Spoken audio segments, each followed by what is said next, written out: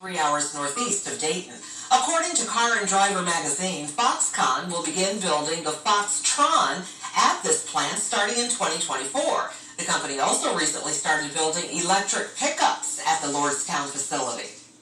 This news comes just a week after Honda said it will build a new multi-billion-dollar electric vehicle battery plant east of Dayton in Fayette County. Honda said this new plant could bring more than 2,000 new jobs to Ohio. Construction on the 1,500-acre plant is expected to start early next year. Honda's goal is to start building the actual batteries by 2025. 5:16 now, 34 degrees. If you're leaving home soon, there's a beautiful moon out there to enjoy. There's also something else you can look for in the sky today as well. Here's Storm Center 7 meteorologist Kirstie Zontini to explain. Good morning. That's right. We have the International Space Station that will be flying by this morning, and it's going to be a beautiful view of it. So if you're heading outside right about 7 a.m., we are still dark at 7. And if you look to the southwestern sky, that's where the International Space Station will be rising. It gets about 50 degrees above the horizon, so pretty high in the sky for us.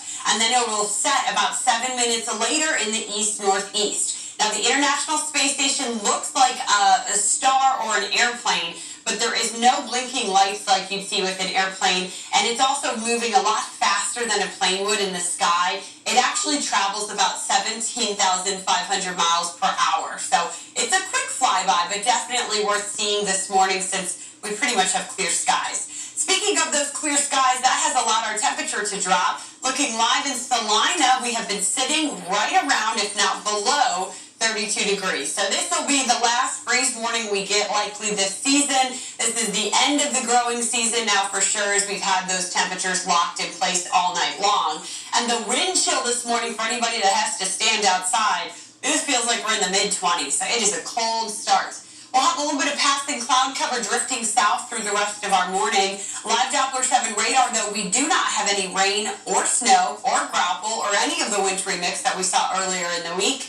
We'll just have a dry, cool day. 56 expected in Dayton, 54 in Salina, and 57 in Centerville. Futurecast shows as we head through our Thursday, we get some sun, a little bit of scattered cloud cover will mix through during the afternoon, and then we'll go back into clear skies as we head into our Friday morning. I do expect Friday to actually see a little more sun than what Futurecast is showing us. We'll drop to 38 tonight, so a little bit of cloud cover tonight, but also that southwest breeze is going to help to keep the temperature above freezing. And then tomorrow afternoon, the southwest wind helping to really ramp our temps back up above normal. We'll hit 68 tomorrow, so beautiful forecast for Friday. And another dry week for Touchdown 7. Man, football this year had fantastic weather and will stay quiet through the weekend as well. If you're going to be making plans to be outside and continue to enjoy our fall activities this month, you couldn't ask for two better days. We're going to be running about 10 degrees above normal on Saturday and on Sunday. No rain with lots of sunshine. And it's great timing because we are getting close to our peak fall color change. We'll actually get an update from the Ohio Department of Natural Resources later this morning. And I do expect more of these parks will get into the peak category. So that means great weather to be outside and look at some of the beautiful fall color change. We are warmer than normal into the start of next week. We'll have our next cold front coming through Tuesday. That'll trigger some rain, and it'll also drop the temps then for the rest of next week. Let's check in with Sergeant Mark. He's got a look at what you can expect walking out the door. Good morning, Sarge. Good morning again to you, Kirstie. Well, folks can expect to see good conditions on the freeway. That's what we've seen so far. Here is a live look at Interstate 75. This camera's at Carolina Boulevard near downtown Dayton. And both sides of the highway have plenty of traffic on them, but things are moving very well. My week ahead roadcast report, just a reminder that traffic signal replacement is continuing there between 7 a.m. and 7 p.m. at the busy intersection of Woodman Drive and Burkhart. That is in the city of Riverside. It does create some pretty significant traffic issues through the day, and that's still about 2 weeks off from completion, so that's going to be a factor for the next couple weeks there at that intersection of Woodman and Burkhart. I'm Sergeant Mark Bauer in WHIO Team Traffic. It's 5:20 and 34 degrees. Changes are coming to this busy stretch of road.